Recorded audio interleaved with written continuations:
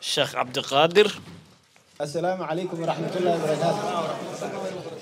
كلي نوال بوا كدر ركسية هاي نوحى ماشى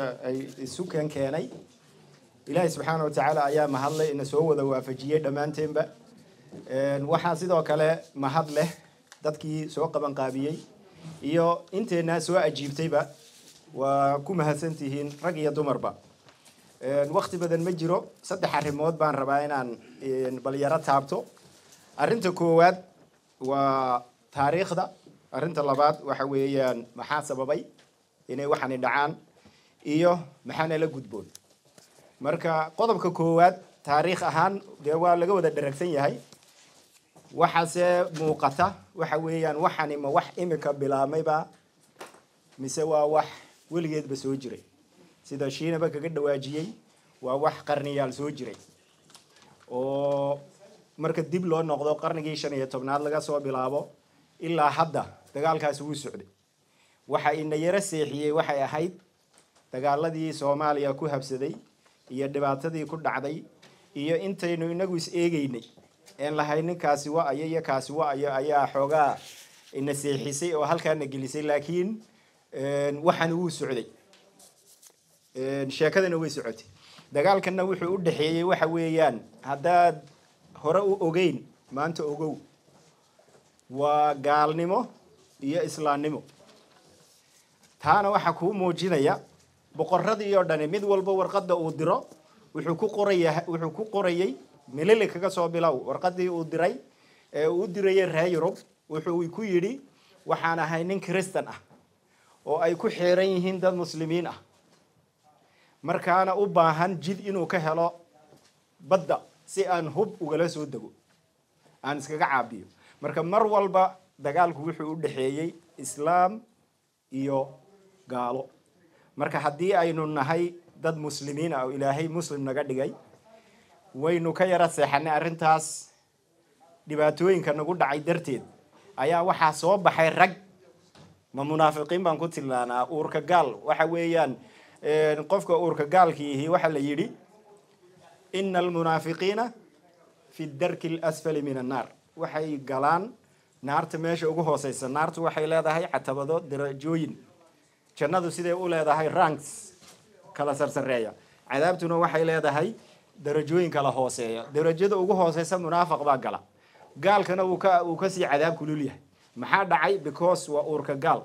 dubka uu inagu nooga eg yahay inaga moodayna laakiin wuxuu damiciisu waa wax weyn marka ninka taageeraya marka ninka noocaas dagaalka noocaas naga dhaxeeyay ninka taageeraya ama u fududeynaya in dad Soomaaliyeed gaal qabsato oo muslimiin ah de waa uurka gaal ninkaasi cid uu doonaba ha ahaado marka taas waa mid meesha ku jirta taariikhdan marka waa taariikh dheer ninkii doonaya uu ku noqon karaa dhalinyarta waxaan kula talin lahaa iyo dhalinyarta aan baan kamid ahay maadaama aan halka fadhiyay marka waxaan u baahanahay inaan dib ugu noqono taariikhda si aan u ogaano taariikhdan laynooma dhigin iskoolada kuma inaan soo dhigan laakiin way jirtaa waa taariikh jirta waraaqihii ay qori jireen boqor milillig waraaqihii uu dirayay boqorkii kale Haile Selassie waraaqihii uu diray Haile Selassie mar buu tagay Paris isagoo Djibouti markii la rabay xornimada inay qaadato ayuu Paris tagay markaasuu madaxweynihii Faransiiska de Gaulle buu la kulmay wuxuu ku yiri war Djibouti in xornimada hasiinina si hay hadii kale aniga igu soo wareeji markaas loo diiday oo la yiri waxaas ma soconayso Djibouti waa tii ay noqotay in sidii loo sii hayo Djiboutina waxa xoreeyay soomaali bay ahayd markay nafta lahayd marka waa inay nafta aan dib u soo celino taariikhdaas inaan dib u baranno weeyaan marka waa inaynu ogaano meesha aynu ka nimi iyo meesha aynu ku soconno taas waa taariikhdii oo kooban waxaa jirtay xitaa mar in yaroo kale haddaan ku daro cigaal ayaa mar tegay Addis Ababa waagii 1960 markii xornimadeena la rabay xornimada Soomaalidu ay qaadanaysay Ingiriisku rabay inuu ku wareejiyo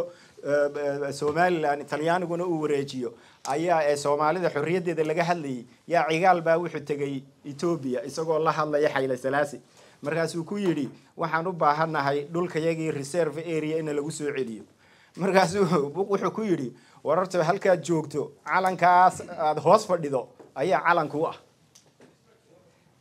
waxaana tahay nin Ethiopiana Haile Selassie mar walba saas uu oran jiray dadkani waa dad Ethiopian ah maba aha Soomaalidu waa qowmiyad kamid ah qowmiyadaha Ethiopia degan fikradaas mar walba gadi jiray marka cigaal saasa lagu yiri halkaad hoos fadhida calankan aad hoos fadhida ayaa ku leh adiga iyo dadkaaga baadna waxaad ka hadlaysaa in dhul kale aan dib u celino marka waqtigii baa soo yaraanaya qodobka maxaa labaad marka maxaa sababay waxan laba arrimood baa ugu waaweyn ma maqli jirteen jariska xornimo maanta ninka la yiraahdo Muuse Bixi waa jariska xornimo dabka ku shidan darteed iyo maamul xumada uu keenay darteed political crisis ka ku taagan ayuu rabaa inuu meel iskaga furo meeshii uu weyneyd dadkani 30 sano u madax mareen ayaa waxay ahayd اعتراف رادين oo loo gaaloobayo xitaa اعتراف raadinta kaasuu marka rabaa inuu dadkii meeshii maadaama uu taabanayo meesha saas u galay ninkan kale sidoo kale abi isaguna waa jariska xornimo dagaal baa ku furan amxaaradii baa ku kaxsan Ethiopia waxa ku kaxsan oromadii waxa ku kaxsan tigreegi dagaaladaas oo badan buu galay Suudaan xiriir fiican lama leh Eritrea xiriir fiican lama leh political crisis kaasuu ku jira xagee adna u roon buu yiri weligood bad tanay ku hadli jireen halkan ka sameeyso maadaama ninkan coonka ah meesha fadhiya uu ku saxeexi karayo taas isagana ku keen midda ugu dambaysa marka maxaan la gudboon waqtiga waa dhacay waxaan la gudboon weeyaan tanaad hadda bilowdeen hay taasaad hadda bilowdeen inaad kaga dhabaysaan weeyaan haddii kale oo ay berri noqonayso in lagu kala harayo in la isdaaliyo maaha waa inaynu sidii awowyaasheen ay u dagaalameen ay dhulkooga u ilaashan jireen waa inaanu ilaashano taas ayaana ah bilow fiican waana wax farxad dadka gelinaya halka aan ka wadno ninkii xoog wax ku taraya ninkii maal wax ku taraya iyo ninkii maskax ku tarayaba waa laga maarmaan waana mahadsantihiin wassalaamu calaykum waraxmatullaahi wabarakaatuh مهدي إسحاق مهدي موسى إسحاق بسم الله الرحمن الرحيم السلام عليكم ورحمة الله وبركاته دمان با أهلك قبلك أوضل كسو جيدا يسوي مدي كلن كان وعن لهي السود وهذا هرتا ما توا مالين أحدا بيش جانورينا يتاي تضبع ونا ديغانتا جماد الثاني شن يلباتن كذا كن أفر بقول أفرتني الشن إذن كان ماشي وكذا عيا وحوي قبل كاب من الصوت يدلك المرايكنكا ويسوي مادين جالية درير أوضل يري وين بها جارهان دل يرى درير أوضل كسوجي دا يسوق بقابين سيدنا ودعونا هي عنيقو كو هاد لايا magaca jaaliyadda reer awdal ee gobolka Minnesota ujeedada aan maanta halkan u joognaa waa mid kaliya awal waxaan ahayn xisbiye iyo waxyaabo yar oo la kala sheego laakiin maanta waxaan nahay jaaliyadda gobolka awdal oo midaysan waxaanan u imanay halkan inaanu nidhaahno haddaan nahay reer awdal waxaan ka soo jeednaa geesiyaashii Soomaaliyeed Axmed Gurey rag la damco dhul iyo bad iyo cir ay leeyihiin manihin ninka soo damcaana wuxuu ka helayaa jawaab rasmiya waxaad ogtihiin maalintii gumaysuhu uu soo caga dhigtay xeebta sayla waxay ahayd maalintaasi 11 bishii December maalin khamiis ay ahayd waxa hor joogsaday xaajiyaashii reer awdalaha sanadkaas ahayd 1884 waa December 11 xaajiyadii way diideen inay nimankaasi dalka soo galaan maqaar bayna kala saxeexdeen heshiis kaba dambaysa heshiiska mid ka mid ah wuxuu ahaa inaanay islaan cadaan ku dhali karin gobolka yaga ama dhulka Soomaaliyeed ilma cadaan oo gaala kuwaasaan anagu ahna daba heshiisyada noocaas gala laakiin maca alasaf nin la yiraahdo mayna Muuse Biixi baa heshiis isna galay oo wuxuu kula galay inuu Ethiopia ka iibiyo badda awdal waa mid aan dhacayn marka waxaan leenahay waar iib ma aha xeebaha Soomaaliya it's not for sale ma sidoo Cabdulqaadir Sheekh inuu sheegay waxa weeyaan waxa la yiraahdo waa suicidal Muuse Biixi maanta wuxuu noqday suicidal nimadiisuna waxay midaysay Soomaali oo dhan sidoo kale Abiy Ahmed waxa la yiraahdaa Abiy Ahmed Cali baa la yiraahdaa abihi yaa ugu haday muslim ahaayeen isagu waxay la tahay inaanu muslim ahayn isaga laftiisa sidoo Cabdulqaadir sheegay waxba kaga furan adduunka oo dhan bay kaga furan tahay Egypt iyo Suudaan bay isku haystaan daamkii uu sameeyo biyaha ku xidhan communitieskiisi ayaa iswada haysta oo la dagaalamaya marka waxa weey si attention-ka dadka u jeediyo shacabka ayuu isaguna horta waxaan u galay isaga laftiisu waa suicide labaad marka fariin baan u diray ninka la yiraahdo Abiy Ahmed Abiy Soomaali baan ahay goortu dhashay ma taqaanaan 1976 toddobaatan lixdii buu dhashay 5 sano idinka weeyay uu bato waxaan leeyahay saaxiib taariikhda dib u akhri read the history bal hadda dib u akhri taariikhda Soomaaliya iyo dhexmartay Ethiopia ka imo taariikhdii hore 1977 wax ku waa bariisan gaadhay Addis Ababa wina week marka Soomaali saaxiib ma aha tu halkan biyo kaga jiraan waxa ku jira beer bira ku jira waxaan aaminsanahay oo huba haddii hadalka ama waxa aad soo hadal qaaday aad ka noqon weydo inaanu Addis Ababa ku waa bariisanayno waxaan halkan mahad uga jeedinayaa dhammaan ummadda Soomaaliyeed meel kasta oo ay joogto oo leeyahay guul iyo gobonnimo dhulkeenu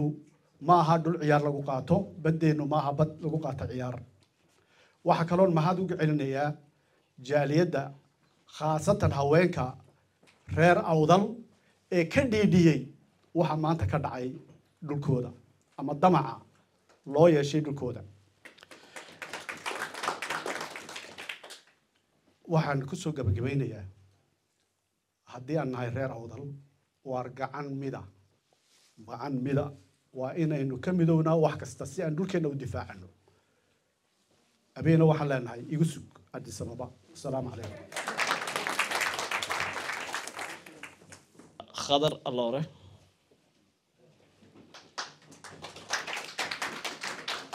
بسم الله الرحمن الرحيم أنا وأنا سو قابينيا horta marka hore waxaan uga mahad celinayaa dhalinyaradii soo qaban qaabisay kulankan dadaalka soo gelisay muddo yar oo kooban oo bilaa notice awgeed aad baan idinka mahad celinayaa iyo odayaasha soo ajiibay ee ka soo qayb galay waxaad moodaa anu taariikh ku noqon maayo sanadkan waxaan u maleynayaa 7 cishaan kaga jirnaa taariikhdii Ethiopia iyo Soomaaliya waan naqtiinay 7 cisho oo waa laga soo sheekaynayo bari baysan ahayn 1500 ka soo bilow la maanta soomaali way ka dhareegsantahay ku noqon maayo waxaan ka hadlay laba qodob mid aan u mahad celinayo soomaali iyo mid aan kula hadlayo dadka halkan fadhiyo gobolka awdal horta soomaali oo dhan meel kastoo ay joogto waxaan uga mahad celinayaa sidii ay uga dhiidhiyeen in dhul soomaaliyeed aan cadow la sii karin oo ay mudaharaad iyo hadal iyo wax walba ku muujiyeen waxaa kaloo mahad celinayaa dowladda Soomaaliya mowqifka ay ka qaadatay baarlamaanka labadiisa gole iyo heshiiskii xaaraanta ahaa ee Itoobiya lagu galay ee ay ku buriyeen halkaa isla markaana uu madaxweynuhu saxeexay taasna waan uga mahad celinaynaa anagoo magaca Soomaali ku hadlayna waxaan soo noqonayaa awdal iyo gaar ahaan loghaye iyo saylac meesha laga baqayo maalin dhow in afxabasha lagaga hadlo mudaharaadka iyo isku imaatinka iyo xamaasadda marka laga reebo hawl adag baa u taala dadka dhulka degan Soomaali maanta way wada garab taagan tahay way taageeraysaa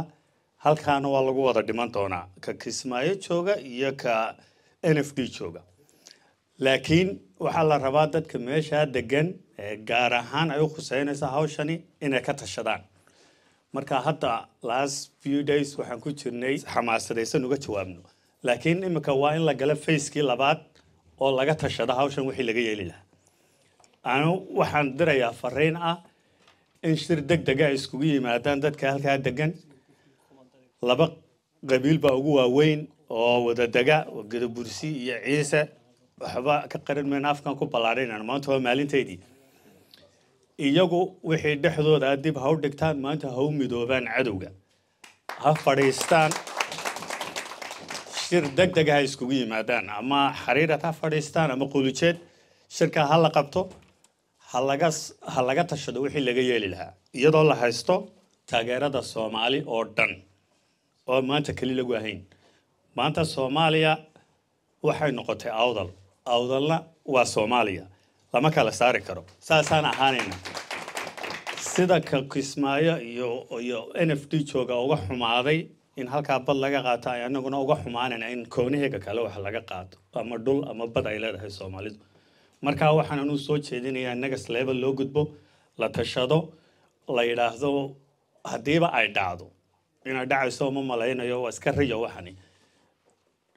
wuxuu doonayaa on political game inuu iska jeediyo Itoobiyaanka meesha ninkan abi la leeyahay ninka kalena uu sii socdaayo xaqal qalanka yar hadaa hesho buu leeyahay hadhow haba lagu kala baxaba ayayna suurta gelin haday doonto buu isleeyahay moogta Musabbih oo wixii la oran jiray 32 years soo jirtay ayuu kala dirayaa intii u dambeysay marka waxaan leeyahay level 2 ha loo gudbo oo ha laga tashado waad mahadsantihiin salaamu calaykum warahmatullahi Hello, assalamu alaikum. Haddaan nahay haweenkii Gadabursi haddaan nahay waxaan la shucuurnahay dumarka Gadabursi ee tan maanta aan halkan u joogno ka bilaabay Boorama gudaheega taasi waa kow laba sano arkay ragga waxaan u malaynayaa inaad afka ka yara weecinaysaan markay noqoto Gadabursi laakiin awdal salal iyo gabilay Gadabursi ba iskale intaan ku garaadaystay amaan anigu aqaano Abi Ahmed hadduu idin yimaado noqoto horta uu bacdaysto wuxuu yiri dhulkan anna ka qaadanayna dagaal haday noqoto dagaal iyo haday noqoto heshiis la galaba inay qaadanayaan bay cadeeyeen marka ragga Gadabursi waxaan leenahay dagaal u diyaar garooba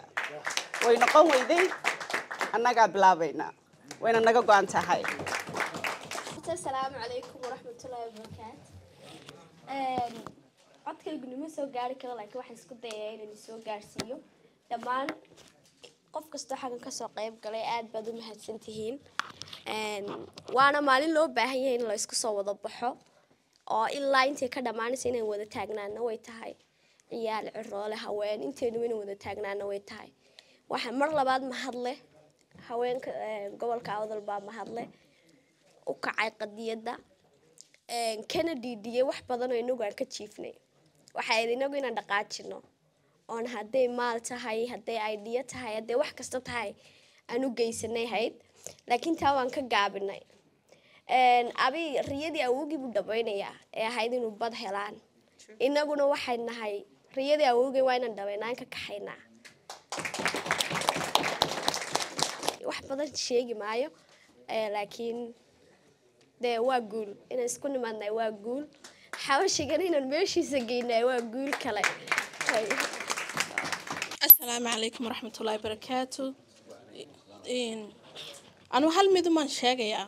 تلقي وحن كلية هالميد ميدوبة جعان ميدا ودنا ميدا مسكح ميدا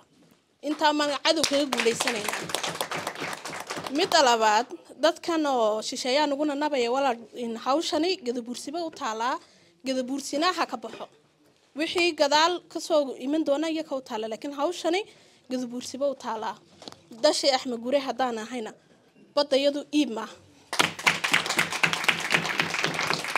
أنا واحد ما هذله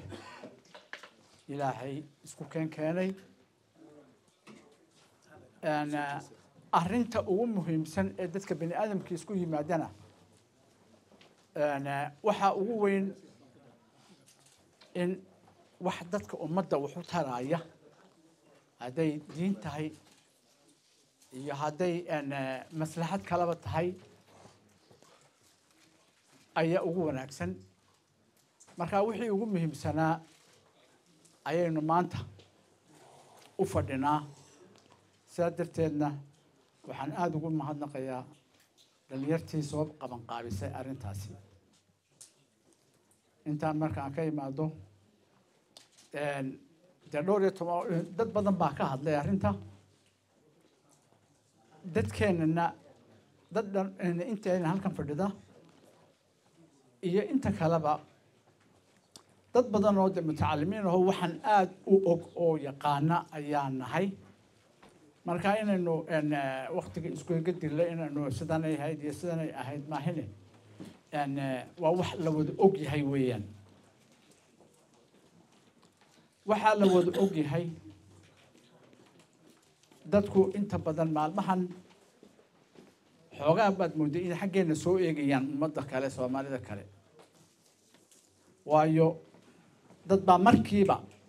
ku dhaqaaqay inay ka dhiidhiyaan oy fariimo diraan markaa dadkaa ka dhiidhiyey ee fariimaha direen ee ummadaha kale ee soomaalida ah aad baan ugu mahadnaqaynaa waxaana leenahay dee wax annaga oo keliya na haysta maahin waa wax dhammaanteen hawl inoo taalo weeyi markaa dee si aan hawshaa wada qaban lahayn ayuunbaa inoo taalla meeshan iminka arrintu ay ka jirto dee si aad usoo sheegteenba anigu ma garanayo in ninkan meesha bixiyey iibsaday oo dadka in lagu jeediyo waa la kareeyey iyo sidan iyo waxbaa lagu bedelanayo ma aha wax runtii qof caqli lahoo wax kala garanaya loo sheego markii sayladaha wax lagu iibin jiray xoolaha laba oday oo kii wax iibi oo go-yar hoostii wax isku heshiis ku gala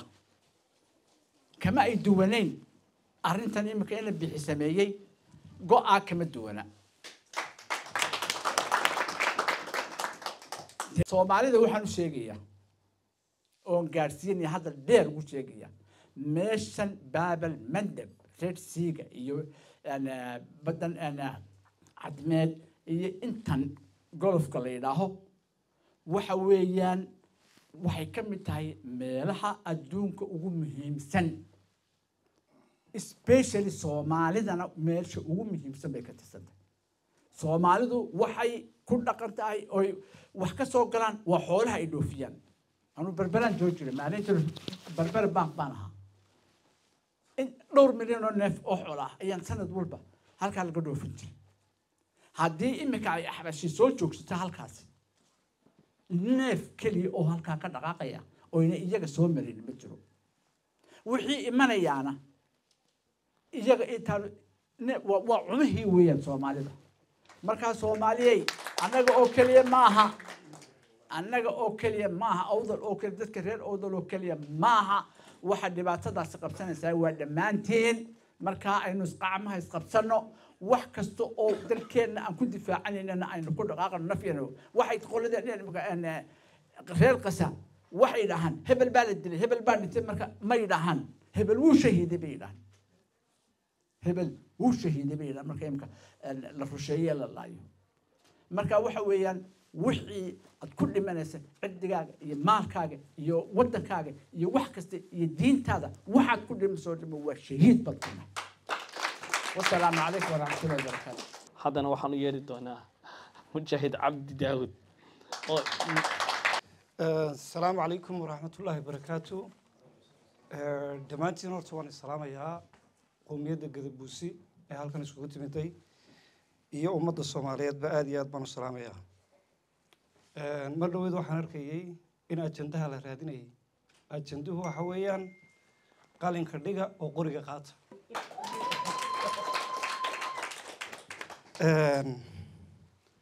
waxaynu isugu nimidnay inaynu kala garanno weey أنا ولي بدل جاوري ربي ويرجع إنه نبض شو نمناي أم باق نبض درينه إنه باق دجال درينه تاسينا أد بمارة الشكل يجرا لكن كده بوسم كده بنيشة يا موسى دجال بكرة واقعي أنا كده بوسي وحنو وقاضي الدفاع إنه كده بوسي استفاع ودجال لقاته موسى وكرة واقعي in badan baynu shirar badan soo qabanay Gadabuusi waa dadka ugu shirka badan leh xagga shirarka laakiin waxaa laga yaabaa shirkeenaasi inuu noqdoba niyo injection laynagu muday inuu yahaan filaya taasina inaynu maaragtay shirkeenaasi ay ka soo baxaan oo maanta in qori qaadan kartaa ay ka soo baxdo aad iyo aad baan u soo dhaweynayaa Soomaalidu waxay tiraahdaa warnin idaag uguma daayo laakiin aan isdayn ugu daayaa ina biixi musabix 84kii wuxuu ahaa ninkii ardayda boorama basaase ee diyaaraddu rushaysay 91kii wuxuu ahaa ninkii dile iyo boorama dumiyey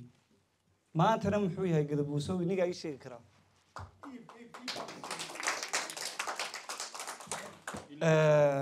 maantana wuxuu dilaal yahay badii sayda yuu inoo wadaa axmaaru inoo wadaa si allah malaha ogaasida Gadabuusiga wax yar baa u dhintay laakiin inta badan waxay u dhintaan dagaal xabasheed bay ku dhima jireen cabdirashiidna wuxuu noqonayaa waan malaynayaa marka Gadabuusigu anigu waxaan leeyahay inaan dagaalano inaynu wax iska celino inaynu shirar kan badan hadeed kana tanaasulno ayaan leeyahay أنا waxaan balan qaadayaa inaan noqdo qofka ugu horeeya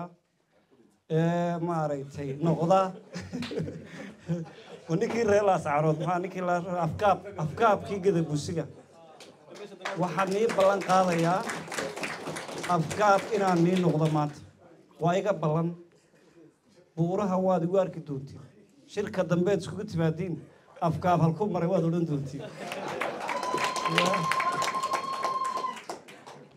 waxaan niga codsanayaa bal laakiin markaan dhinto si fiican igu soo duceeya hadda ii sacaseeya intaana ducada Gadabuusi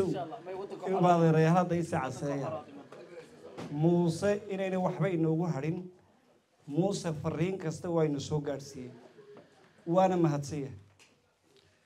natiijadii saddexda dhadhaar ka soo baxdayna Gadabuusi waynu aragnay maanta ma midowna ما إسكسرنا وحنا نوجره دتكم مركز واحد قبضانه هذا تاس إنك دبت هاي دجال بينو ديارنا دلينتو دجال بين دياروي أفكار دليرة دان كهلا دجال بينو ديارنا هاي وننقلنا والله يالو هذا نصور عسين ويلكم هذا نبدي وجوكتين ونقصو دوين هناك ها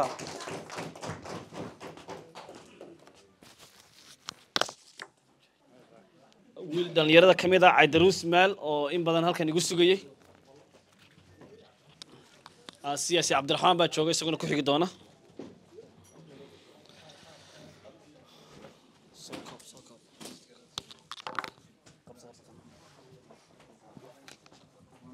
بسم الله الرحمن الرحيم والصلاة والسلام على أشرف الأنبياء والمرسلين. واد ما هتسنتهين waad mahadsantihiin dadka horta bulshada halkan iskugu timid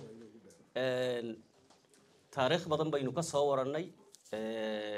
magaalo xeebeedkeena xeebaheena iyo dhulkeena hadda maanta muuse uu soo damcay oo xabashi uu keenayo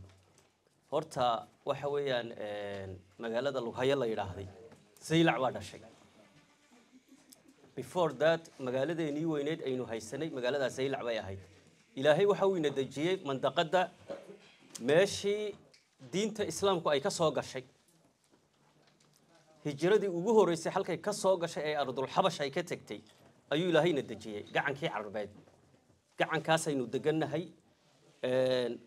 ilaahay bayna dajiyay ummad Soomaaliyeed baa nahay muuse ma bixin karo taas horta waynu isla ognahay qodobka labaad ee ku daray waxay tahay xabashi waa kuwii ku duulay kabcada ilaahay wax la sahlan karo xataa dayal qof islaama in ay kaga soo baxdo uu yiraahdo waxaan bixiyay xeebtaasaan bixiyay 2 saacadood bay maka u jirtaa diyaaradda ka baxda airportka ama Boorama iska dhig ama Hargeysa iska dhig 2 saacadood bay ku tagtaa waa gacankii isku xidhaayay qaaradda aynu degannahay ee Afrika iyo waxa weeyaan xuduntii adduunka ee diinta islaamka marka walaalayaal waxa weeyaan halkaasi meel aynu sahashan karnaayay ma ahin qodob labaad baan ku dariyo fariintii ka timiday Boorame iyo Lughaya reer Boorame maanta marka ay mudaharaadayeen Abu Xasan Sheekh bay lahaayeen war Soomaaliya maqlayn way ku celcelinayeen Abu Xasan Sheekh Muuse Biixi inuu madaxweyne u ahayn ayna Somaliland jirin marxaati bay ka haayeen reer Lughayaadi sidaas la eg fariintay soo direen waxay ahayd wax Somaliland la yiraahday ma naqaan madaxweynena nooma aha Xasan Sheekh waa anaga dawlad Soomaaliyeed baan xakunta been in la isku sheegin muuse ma saxeexi karo laakiinse hintis ayuu siiyay amxaaro iyo gaalo dhulkeena inaynu difaacano waa dhul Soomaaliyeed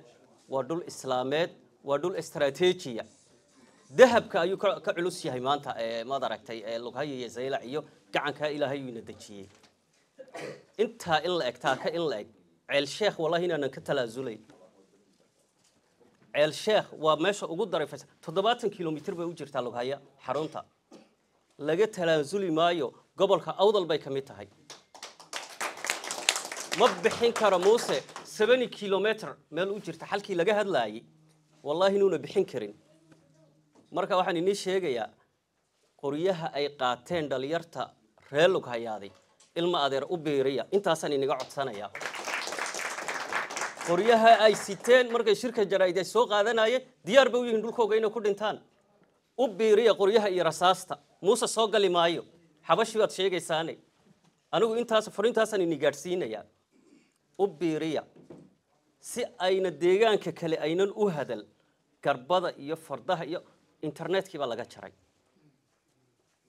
ya marka waxa weeyaan dadkeena inaga u maqan dalkeena inaga u maqan taageero buuxda ayaan siinayaa haweenka reer Awdal ee Boorama ka soo dhawaaqay haweenka reer Lughaya hooyooyinkeen walaalaheen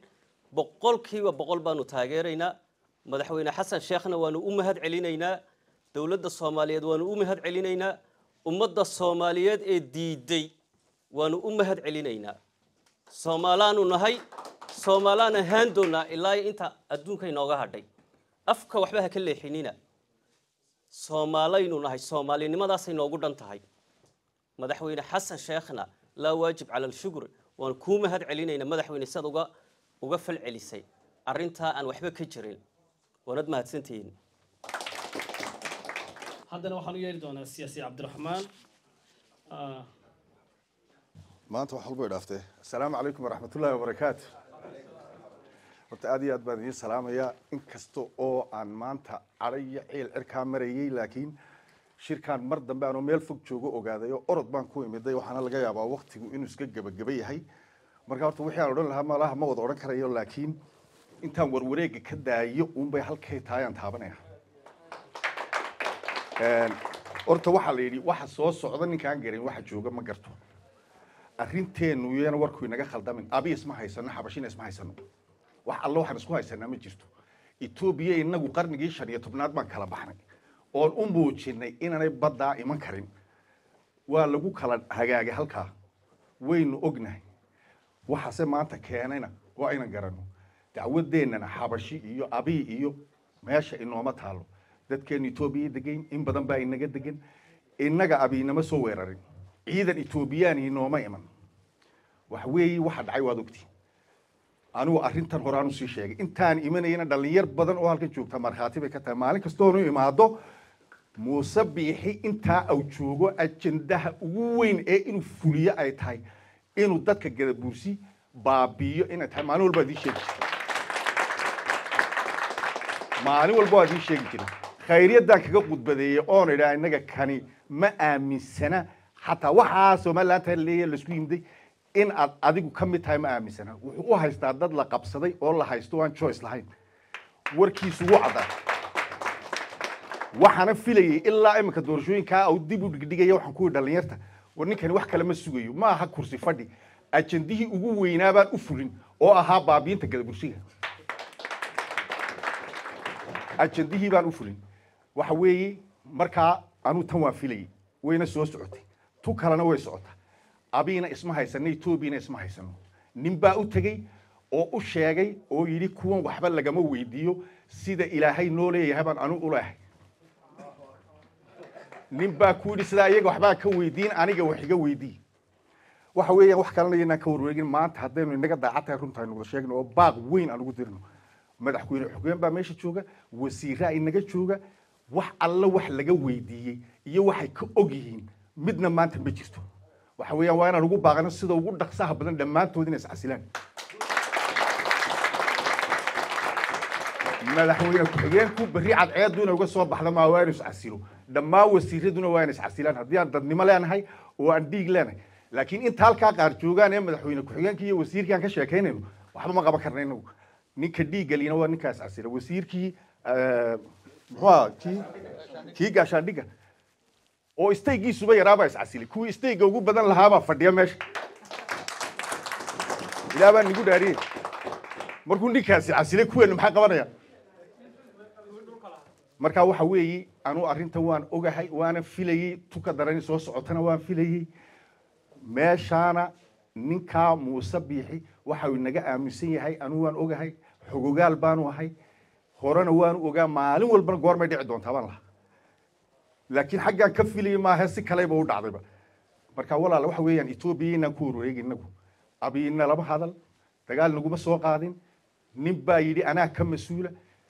okay Muuse Biixi isagu dantiisu ka hadlay meel uu iibsado oo inankiisuna ku yeesho share shirkadda diyaaradaha ilaa inta ay nool yihiin generations bay soconaysaa marka wuxuu iibiyay dadkii aw islaha way ugu liitaan oo waxba ma samayn karaan buu dhulkoodii iibiyay waayo meel kale uu iibin karay ma jirin marka waxa weeye haddaba Muuse waad khaldantay waan iska aamusnayn namaad arage imikaynu is arki doonaa bal iibi waa kaas aad iyo aadna waad wada salaamaya waxaan rabaa dhammaantiin marka ugu dambeysay inta halka wada istaagtaan inaad baaq toos u dirtaan dhammaan madaxweyne ku xigeenka iyo dhammaan wasiirada bari subaxa inay iswada casilaan aad baan idin salaamaya marka waxyaabaha aad Soomaali dhexdeeda aad ka yaabayso ee cajiibka waxa kamid ah mandiqadan aynu deganahay haddaan Gadabuursinahay waa mandiqada ugu muhiimsan ee qabiil Soomaaliyeed degan weyn waa the most strategic location ee degan yihiin Soomaaliyeed sidii laga wada dhawaajiyay waxaad ku arkaysaa dadkeena inay ku oranayaan dadkaan ugu dambeynaayo waxa ma samayn karno war dadkaan ugu horeynaa dadku inagama dambeeyaan dadka inaga dambeeya inaga ugu horeeyay waliba mandiqada meesha aan deganahay location-ka ay ku taale ee meesha niman maalin kula kaftamoon ku yiri halkan hadii habar gidir deganaan lahayd boqortooyay noqon lahayd laakiin de waxay nagu dhacay inaan u fikirno wax walba aan nidhaahno wixii dhacay marka lagu sheego waxaad ka fikiraysaa buuggii baad ku noqonaysaa buugga intaad ku maqan tahay adduunyadiiba way rogmatayba dadka soomaaliduna waxay dhaqan u leeyihiin waxa ay arkaan meesha ay joogaan bay kaga falceliyaan innaguna waan u seexanaa waan ka soo fikirnaa waxyaabaha hadda soomaali dhexdeeda tan hadda dhacdee aan iskugu nimid aan u wada joogno gobolka awdal iyo dadka gadabuursigu waxay furo u yihiin in soomaali isku soo noqoto wallaahi furay u yihiin dadka soomaali gadabuursigu waxayna furo ugu yihiin muuse waxa u saamaxaya oo u oggolaanaya inuu abiye la kulmaayo waa la jooga aad la joogto weyn wax kale maaha waxaa tegay dhulbahankaa tegay soomaalidu waa qabayl weyn there is no reason aad u meeshan garan weyda qabiil waayo dadku lama gabalaan waxa qabiilka leedahay soomaali waa dhaqankeeda weyn adigu markaa dhaqanka ma diidi kartid soomaalida haddaad dhaqanka soomaalida diidda sida soomaalida uma noolaan kartid haddaad sida soomaalida u noolaan weydo waa inaad iskaga guurto wey maalin baa niman kula war ma Wisconsin baa soo degnaa meelahan ay nagu noolaayn marka waxyaabaha waajibaadka bini aadanka ku ah waxaa ka mid ah in wixii aad maqasho right there aad kaga falceliso tan hadda inagu socota waa sida Cabdiraxmaan sheegay iyo nimankii ka horreeyay Ethiopia waxaan isku haynaa ma jirto of course Ethiopia waa nin dagaalkiisu cad yahay taariikhu waad ka dhagsantahay laakiin ninka intuu Hargeysa ka duulo cidna aanu sheegin cidna aan la tashan inkastoo talada marka horeba aan isku haysanay 34 years ayaa waxa lagu jiraa waxba hagaagi waxba soo socda wasiir baan helay agaasima soo baxay saddex dhadhaan war waxaan jirin oo dadka lagu jahawareeriyo oo lagu baaba'ay ayaa 30 sano la daba socday 30kii sano sidii dadka loo cunayay dhulkii baa la bilaabay in la cuno hadda dhulkii baa la cunayaa Soomaalina markay dhibaatada ku dhacdo may dareentaa laakiin inagu waxaan kaga duwanahay marka cadawga guduhu maqan yahay Soomaali gudaheega iyaga soconto inagu kama qayb qaadanaa cusubka waxaan u fikirnaa inaan nahay jaamacadii Camuud baa furan waxa furan iskuuladii balaaya furan markaas waxaan ka fikirnaa waxaan isku haysanaaba dinac waxa inaga jira aqli qalloocsamay oo ah Soomaalida waan ka khatarsanahay Soomaalida aan markay ku arkaan waxa gulay waa kan stupidkii ya marka tan dhacday maantu wax Somaliland la yiraahdo iyo wax la yiraahdo waxay baa jira Muuse iyo hebel baa halkan soo duulay hebel baa degay ma jirto war ninka Somaliland taageersan oo adeer hore oo ku kaysiyay aday ka bilaabmaysaa adigu taada qabso adigu taada bilow gobolkaaga xorayso halla joogin ninna Soomaali markay miiska soo fadhiisato kursigaaga soo jiido ragga la fadhiiso haddana taa awoodaynin oonad samayn karaynin waxa aad cid u eedaysa iyo badda iyo kalluunku badda uu ku noolyahay bal kalluunku waa iska raaci karnaa haddaan doono innagay inagu xiran tahay waxayna ka bilaabantaa oo asal u ah oo ay muqaddas u ah horta inaad xaafadahan kala dhaqaaqdaan xaafadan jaarka xaafadan isnacabnahay maaha laakiin waxba isku darsan maynaa adeer maxaa wax isugu hayay Soomaali waxba iskagama jiraan waa reero waa qabaayil waa dad Soomaali markay daasho ay tiraahdo waan sidan kuma sii socon karno oo hadda ay moodo inay bilow tahay warni walba kursigiisu soo jiidanayahay kursiga jiidanaysa muxuu yahay waa inaad kursigaaga la timaado oo ragga la ag fadhiisato taasina waxay ku imanaysaa in hadda halka ay joogto wallahi buug iyo qalin baad ka sheekaynaysaa inta halkan joogtay hadday bilaabi weydo inay hadda bilaabaan inay dadkooga hubeeyaan oy hub u iibiyaan oy mustaqbalkooga ka tashadaan hadday samayn waayaan noloshoodu khatar bay ku jirtaa waayo cadow kaliya mali Soomaali marna iyada isku dhiba marna cidii banaanka dhibaysa soo markii Soomaali is haysato haddana hubkeega oo haysan iska celin kartid Soomaali marka lagu soo duulayna hadduna waxa uu diyaar ku ahayn de Soomaali waxay kugu soo gaaraysaa ma jirto marka lama jeerama waxa diyaar noqo haddaad sugaysaan oo isleedihiin waxba hagaagaya war wallahi waxa ma hagaagayaan waxa waliba wax bedelay oo strategically adduunyada bedelay hadda geopoliticskii adduunyada waxa bedelay dagaalka gaas nin aan wax iska celin karaynin adduunyada kuma noolaanayo hadda kadib haddaad waxba iska celin karaynin kuma noolaanaysa tan kale waxaa la joojinayaa mandiqada aan degana waa mandiqada ugu dambaysa waa mandiqada sidaan reeraha dawlad noqday waa reer dawladii ma jiro cid walba way kaa daciifsan tahay laakiin way kaa qabqab badan yihiin way kaa orod badan yihiin aduu intaad fadhida iyo isna cararayaan adaa ugu location fiican wallaahi boqol iyo konton 200 oo wiil oo samaroona hadday buuraha galaan dhulbahanta waxay 9 bilood ugu qaadatay ama sanad inay iska soo saaraan 4 qof ee meesha joogay dhul banaan bay ahayd 100 qof hadday meel ku jiraan 100 hadday ku jiraan dhukeena dawladda Itoobiya xataa ma soo gali karto iska daacid kale Muuse ka sheekeynaysaa oo meesha waxba ku hayn midda kale ninka Muuse la leeyahay ka sheekeynaysaan isaga iska xanuunsanaya waa nin cuqdadaysan xaqiiqatan markaad u fiiriso waa nin xanuunsan weyn Soomaalina maadaama ayna lahayn ciyaalnimadii dhaqaatiir iyo meel la geeyay ayna jirin cid ku sheegaysa ma jirto qofkan uu qabay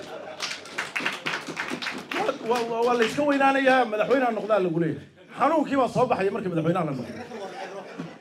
cid isma dhaaman waxaad sheegaysaan walaa cirro ka sheekay wallahi isma dhaaman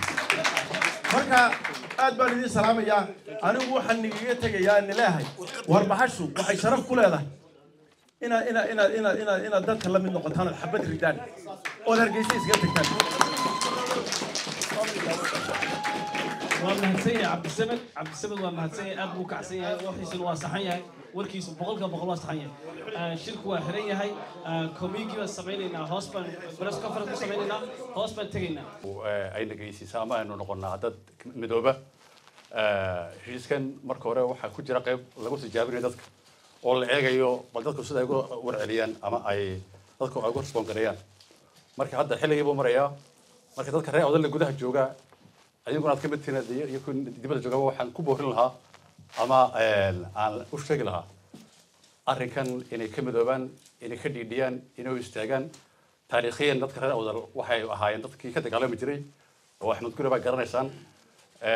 ما حتى نقصر كرو MOU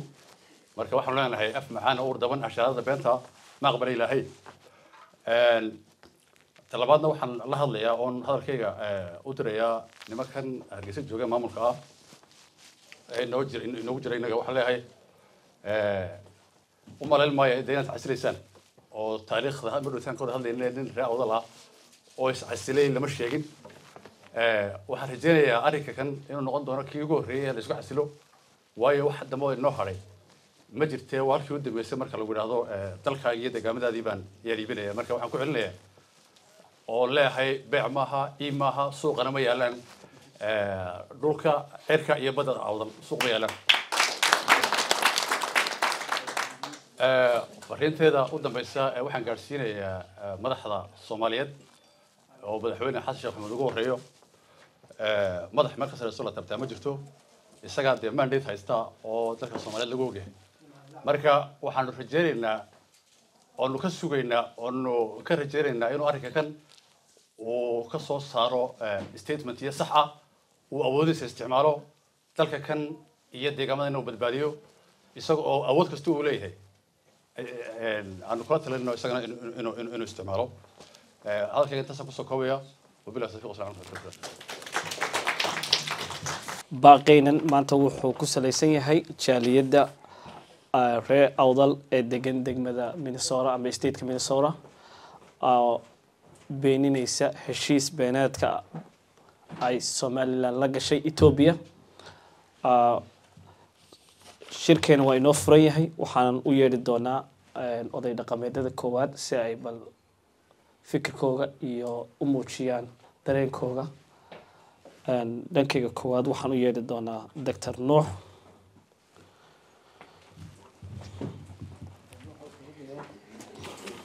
السلام عليكم ورحمة الله وبركاته waxaan ku faraxsanahay inaan halkan maanta kasoo qayb galo arrintan muhiimka ah waxaan aad soo dhaweynayaa dhalinyarada jaaliyadda gobolka Awdal haween iyo dhalinyaraba ee kasoo qayb galay arrintan muhiimka ah ee masiiriga ah ee waajibka ah waxaan leenahay xeebta lughaya iyo saylac iib maaha xeebta berbera iib maaha xeebaha soomaaliyeed iib maaha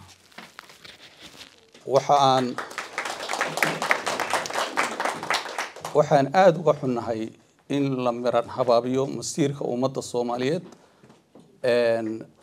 oo laga faa'iidaysto awoodda maanta soomaaliya iyo halkay taagan tahay lagaga faa'iidaysto waxa aan baaq u dirayaa dhammaan ummadda soomaaliyeed inay jawaab waafiya oy ka dhiidhiyaan in arrintani aanay ahayn mid khusaysa dad gaara ee ay tahay masiir ummadeed maanta haddii ay etoobiya dhulkeena soo gashana ay ku adag tahay oo ay nagu adkaan doonto sida hadhow looga sabata baxo oo masiibo ku habsatay oo ku soo socota ummadda soomaaliyeed waanan ka xunnahay maanta nin soomaali ah oo magac soomaaliyeed wataa inuu qol madow ugu xariiqo isagoo oo ka faa'iidaysanaya kala qoqobnaanta iyo jilicsanaanta ummadda soomaaliyeed inuu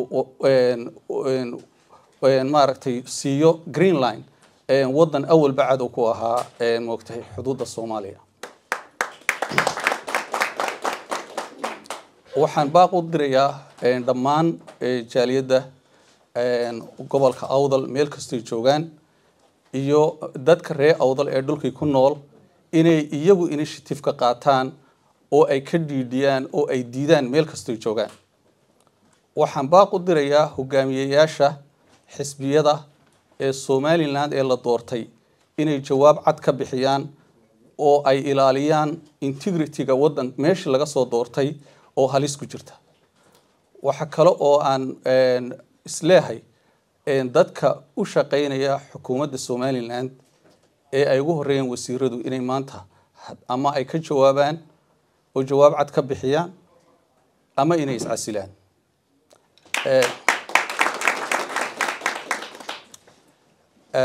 waxaan kusoo gabagabeynayaa xeebta soomaaliyeed iib maaha ummadda soomaaliyeed hogaamiyaashoodu dowladda federaalka inay si diblomaasiyad ah oo xoog leh oo ta imika ka xoog badan inay wadamada igad iyo moogtahay ururka jaamacadda carabta in ay arintan sida ugu dhaqsaha badan leh ay maaragtay uga howlgalaan waana salaamantiin dhammaantiin wasalaamu calaykum waraxmatullahi wabarakaatu waa mahadsan yahay doctor nuur haddana waxaan kusoo dhaweynayaa maxamed shiine oo isaguna shirkiisa cabiri doona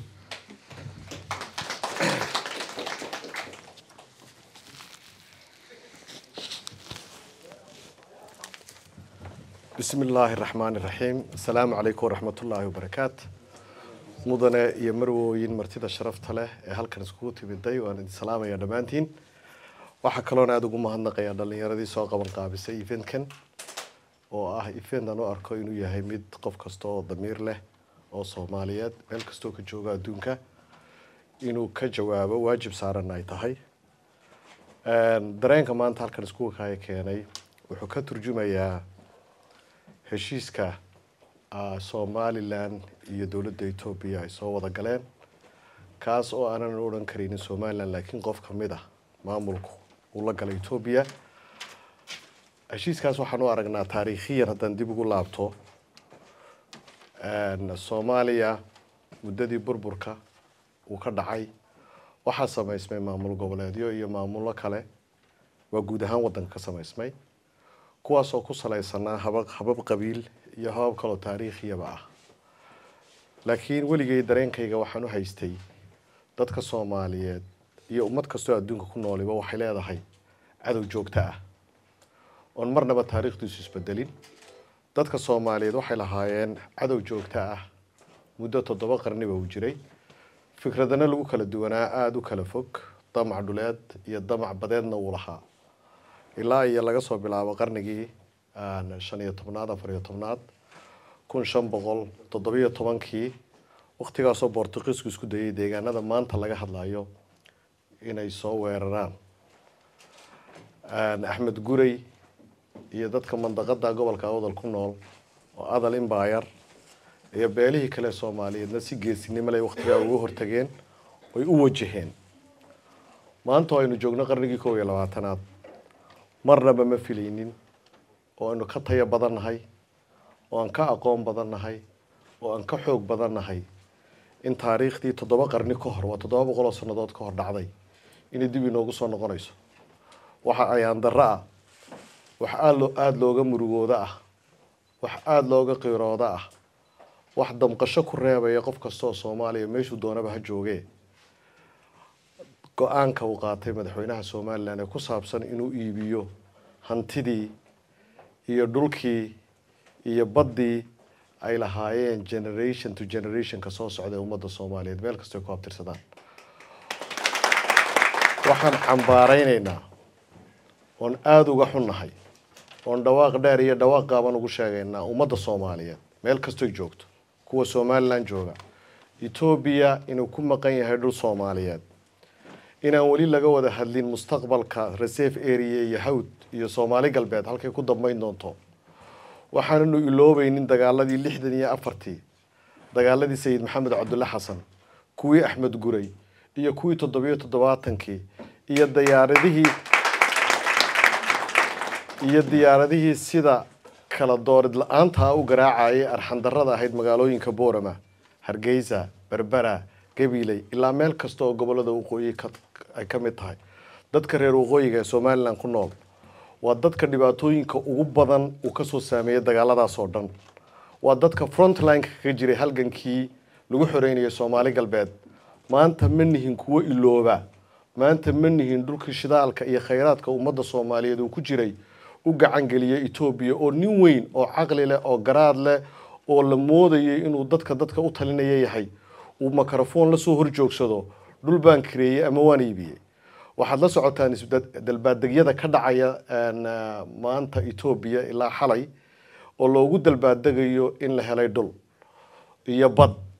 ay Ethiopia 7 qarni ku taamaysay Menelik Haile Selassie waxa ay raadinayeen in Ingiriis ka raadiyaan in lagaga badasho dhul reserve area hawd waase la diiday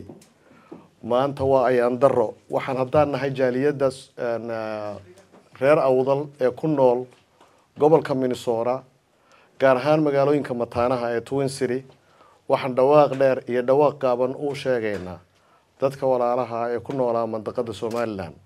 ee u noolaa sida ilbaxnimada iyo ixtiraamku dhagan yahay in nin dangaara wata oo calooshiyu shaqaysta oo raadinaya isagu dana gaar oo shakhsiyadeed inuu ku gaadho mansabka inay diidaan in dadka aynu walaalahan ahayn deegaanka wada leenahayna si wada jira looga soo horjeesto damaca foosha xun ee laga wado mandaqadaasi waxaanu sheegaynaa dawladda Ethiopia inaanay ku soo degdegin deegaankaasi oo dadkii deegaanka degan ay soo jeedaan waxaan taageeraynaa oon aad ugu hambalyeynayna dadka mudaharaadyadooda salmiga amaanta ku muujiya degmada Boorama iyo Lughayaba inay diidan yihiin dareenka waxa kale oon aad ugu mahadnaqaynaa ana leenahay waad ku mahadsantihiin ummadda Soomaaliyeed meel kasta ay joogaanba meeshay doonaanba ha ku noolaadaan inay dareenka ay muujiyeen ee wadannimada leh inay halkaa ka sii wadaan waxaan u sheegaynaa dhammaan international community-ga dhammaan wadamada daneeya nabadgelyada mandaqada ka jirta dhammaan dadka ay dana gaari kaga xidhan yihiin gacanka Carabeed iyo badda cas inay nabadgelyada mandaqadaasi ku xidhan tahay inay Ethiopia ka fogaato damaca indhala'aanta ah ee Prime Minister Abiy Ahmed thank you أدو هتين محمد شيله عندنا واحد كسر دوين دونا أدير محمد حرسي أو يسمونه كيسي درين كيسي نلو ذاك دونا أنت كدي أو حاجة مخلون نقول دونا دنيرته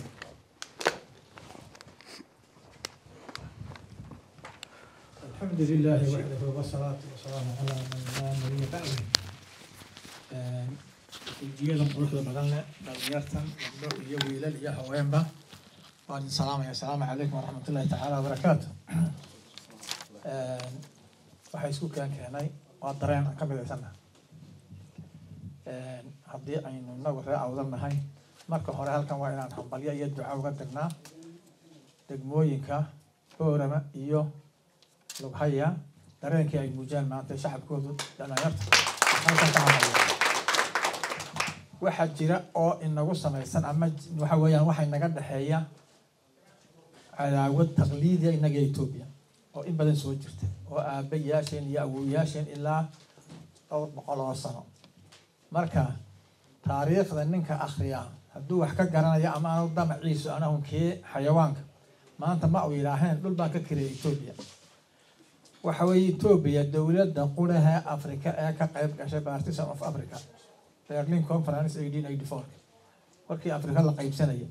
dowladda quraha qayb kaga qaadatay dhulka Soomaaliyeed shirkaasi iyo qaybta lagu qaybsanay Afrika qayb bay kaga heshay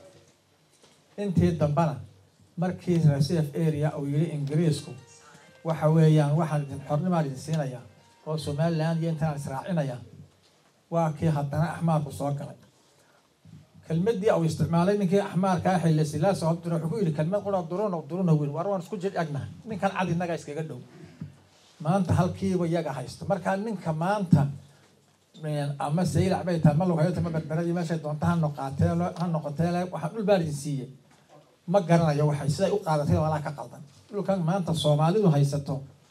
Soomaalida ay haysato sida uga qaaday baa ka qaldan baan malaynay marka Soomaalidu waxa oran jirtay ninkii dhulka ayaga ninkii doonaya waa anagu diidayo ogow waan diidnay reed awdalow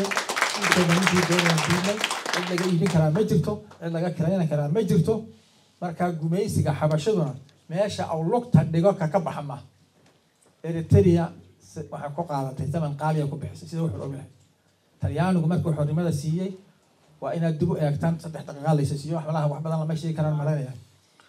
Eritrea markuu Talyaanigu ka baxay iyada tii xornimo gaarsiinay waxay ka qaaday food been ah oo lagu shubay oo xayla silaasta yiri midnimo qaadan inta sanay dagaalamaysan wadogtii maanta haddii iska dhaafe in guri laga dhisa hadday ka soo gasho xeebaha cid ka saari karta ma jirto kugu ballaaran waxayna noqon intaasoo kilomitir Ethiopia waxa dad taqliidi u leh inay gumaysato dhul waa dad gumaysta ah waa damaaci intaasoo sanay ku fikiraysa inay bad hesho inay xeeb hesho si kasta la yeelay maanta wixii awoowayaasheen diideen ee boqolaal sano la soo diidana Muuse bixi laga yeeli maayo lagama yeelayo xeebta Somaliland ama Soomaaliya mid campaign doorasho lagu gala ma noqonayso ku campaign gareyn kari maayo waxaan fariiq u diraynaa waad ku mahadsantiin horta intaynan Minneapolis iyo St. Paul ka soo qayb gashay shirkan iyo arrin soo qaban qaalisan laakiin dadku haanigu bay ka talantahay dadka awdal jooga fariin baan u diraynaa dheer yaa dhulkiina ilaashada idinka goobjoogka ah annagu dul baan ka joognaa idinka u jooga dhulka idinka degan waxaan ku boorinaynaa dhalinyarta iyo waayeel iyo dhalinyar wiilal iyo gabdhaha inay dhulkooda ilaashadaan sida maanta ay u muujiyaan dhawaqooda iyo codkooda u muujiyaan ilaahay idin barakeeya inaad goob kasta isku taagtaan waa la idin xili hawga gabanina waa la idin dil hawga gabanina xaqqa ku adina waayo wax kasta waa laga tanaasula waa laga taga dhul lagama tago dhulka laga taga maaha dhul cidna looga tagaansiin maayo mana iibsamo asiira baa la hodhiga marka dhulka lamana iibsamo lamana qaadan karo lamana bixin karo cid bixin kartaana ma jirto Soomaalida cidii damiir nool lehna waxaan baa u diraynaa inay garab joogsadaan dadka reer awdal salaamu calaykum wa rahmatullahi wa barakatuh bismillahir rahmaanir rahiim halka waxaan ka akhrinayaa communique ka soo baxay shirka ay iskugu yimaadeen dhammaan bulshada reer awdal ee degan gobolka Minnesota communique-gaasi marka ugu horeysa af Soomaali baan ku akhrinayaa marka labaadna af English qodobka koowaad xeebta gobolka awdal in ayna iib ahayn ayaan halkan ku cadeynaynaa ayna tahay hanti dhaxal ka dhaxeeya ummadda Soomaaliyeed laba shirkani waxa uu cadeynayaa inayna awood iyo ruqsad u haysan bixinta bari iyo bad Soomaaliyeed maamul gaar ah saddex waxaan ka codsanaynaa dhammaan ummadda Soomaaliyeed inay la garab istaagaan taageero iyo hiil qaran ummadda degan gobolka awdal afar waxaan taageero la garab taaganahay bulshada reer Boorama iyo Lughaya ee muujisay dareenkooda maanta shan waxaan u mahad celinaynaa bulshada Soomaaliyeed ee ka dhiidhisay damaca lagu doonayay badeena in lagu wareejiyo Ethiopia lix waxaan ku ammaanaynaa wakiilada shacabka Soomaaliyeed ee golaha shacabka iyo aqalka sare doorka taariikhiga ah ee ay ka qaateen difaaca dhaxalka jiilasha Soomaaliyeed iyo madaxbannaanida dalka. 7 waxaan ku adkaynaynaa ururada caalamiga iyo kuwa gobolka sida East African Community, IGAD, Arab League, United Nations iyo cidii dareynaysa nabadgelyo darada ay damaca Ethiopia iyo heshiiska ay la gashay maamulka Somaliland uu keeni karo. وبالله توفيق. هذا waxaan gudbayaa communique of English ka. This gathering has been organized by the Awdal community in the state of Minnesota, and its purpose is to send a message of refusal to give away an inch of our coast or sea to any foreign power, especially Ethiopia. First point, the coast of Awdal region is neither for lease nor for sale, but it is an inheritance from our forefathers, and it belongs to the Somali people only. 2, this gathering would like to address that no regional administration has the power nor the mandate to give away any land or sea that belongs to the Somali people. 3, we urge the Somali masses, no matter any region they hail from or country,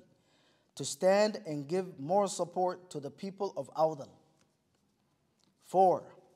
we stand by the people of Awdal, especially in Borama and Lughaya, that have shown their strong refusal of the recent events surrounding the coast of Awdal. 5, we want to also thank the Somali masses that have shown their strong condemnation on this issue of giving our coastline to Ethiopia. 6, we strongly support the proposal nullified by the members of the lower house of the Somali federal government and signed by the Somali president, Hassan Sheikh. We are also thankful for the members of parliament of Somaliland that hail from the Awdal region that have spoken about this issue. Last but not least, we urge all regional and international bodies such as IGAD, East African Community, Arab League, the United Nations, and anyone concerned about the insecurity this suicidal MOU will create in the region. We urge them to condemn it in the strongest way possible. وبالله توفيق.